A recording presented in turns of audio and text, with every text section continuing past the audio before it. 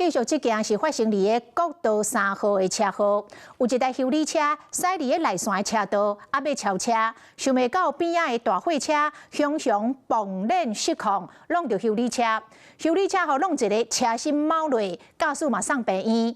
这个车祸一瞬间的画面嘛现光了，真正是惊险万分。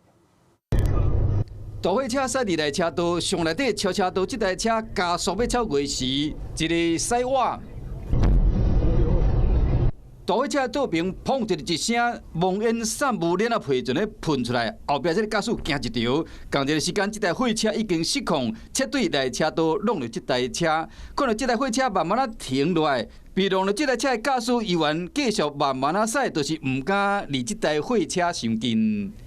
新车的300万的欧洲进口车，正面规个钣金害了，货车倒边前链碰链，链仔皮卡伫车骹，连轻变形。车祸发生伫昨下晡的点外，国道3号上北大溪路段，两位驾驶拢无酒精的反应。现场1人轻伤，送往三峡安主公医院检伤。 因为时常会看到碰链原因，像讲消风变形，也是讲风管伤饱，过来就是链仔伤旧，散热较歹。 还佫有就是链仔沟若伤浅，排水散热效果嘛无好，安尼有可能会碰链。有可能是轮胎受到外力的损伤，或是轮胎已经磨损，但是没有确实做更换。天气热会热胀冷缩，也是对轮胎也会有影响。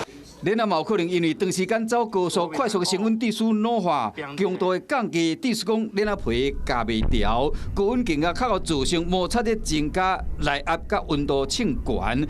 警方呼吁上路前做好保养甲检查，避免危害本身甲别人的行车安全。